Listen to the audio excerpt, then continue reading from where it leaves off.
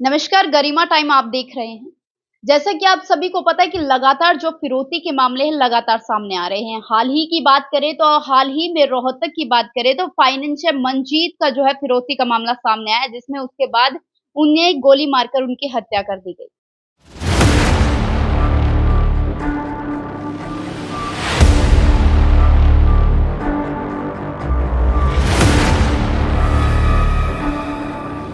लेकिन इस केस में जो है लीगल रेमेडी क्या होती है, आज हमारे पास हैं एडवोकेट अमरजीत फोगाट जी। उनसे पूछेंगे कि इन केस में अगर जो लीगल रेमेडी अपनाई जाती है वो किस तरह की रेमेडी। शुक्रिया। मैं आपको बताना चाहूँगा कि पहले दिल्ली एनसीआर में फिरौती वगैरह के केसेस होते थे ज़्यादातर, लेकिन अब अपने लोकल्स में हरियाणा रोहतक में भी आ गए हैं। जो संपन्न व्यक्ति हैं तो उसमें कुछ गैंग हैं, कुछ निम्न स्तर के व्यक्ति हैं जो कि फिरौती मांगते हैं और उनकी भय की वजह से डिमांड पूरी करनी पड़ती है। तकरीबन जो इंडस्ट्रियलिस्ट हैं या कोई अच्छा कारोबार कर रहा है, लेकिन उसकी लीगल रेमेडी की बात करें तो एप्लीकेशंस दी जाती हैं सुपरिटेंडेंट ऑफ पुलिस को कि मेरे के पास ही आए, तो उसके बावजूद भी उसको प्रोटेक्शन नहीं मिलती। पुलिस की कमी कह ले, लॉ प्रोटेक्ट की कमी कह ले, तो उसकी एप्लीकेशंस देने के बाद आप रिट के माध्यम से, यानी कि हाई कोर्ट्स में आप रिट लगाएंगे, आप जाएंगे, तब तक क्या पता आपके बच्चे, आपका परिवार, आपके जो अपने प्यारे थे वो आपके साथ ही न रहें। तो सबसे पहले तो ये बताना चाहूँगा, इस तरीके के जो गैंग्स करिए हैं उसमें 100 की 100 जिम्मेवारी उस सरकार की, स्टेट की सरकार की, डिस्ट्रिक्ट की है।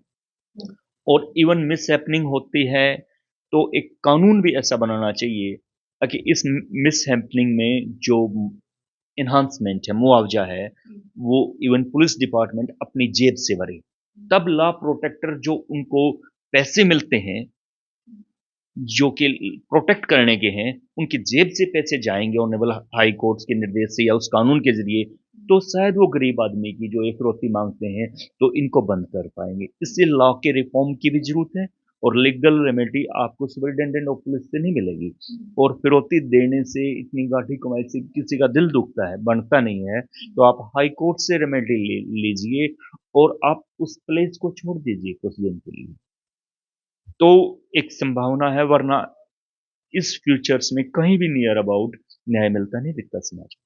देखिए, जिससे फिरौती मांगी जाती है वो कहीं ना कहीं गैंग के डर के मारे वो बता नहीं पाते, उजागर नहीं कर पाते इस चीज को, तो उनके लिए क्या रेमेडी होती है, किस तरह से हम प्रोटेक्ट करें। उनके लिए रेमेडी कोई मैकेनिज्म बनाया जाए जो पुलिस सुपरिटेंडेंट को बता के, यही जो मैंने बताया था, और वो खुद अपनी सुरक्षा करें, अकेले कानून के भरोसे ना रहें और खुद सुरक्षा उसको मिसप्लेस होकर फिर उस पर, अगर हम समाज में इस तरीके से नहीं लड़ पाएंगे, खुद सुरक्षा अपनी नहीं कर पाएंगे, तो हमें फिरौती देना ही बनता है।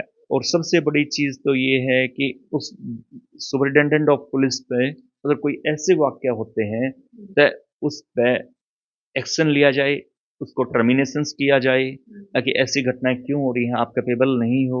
इस सख्त नियम्स के लिए भी लेजिस्लेचर्स हैं, जो हरियाणा सरकार है, वो एक रिफॉर्म लेके आए ताकि हरियाणा में सुख शांति बनी रहे।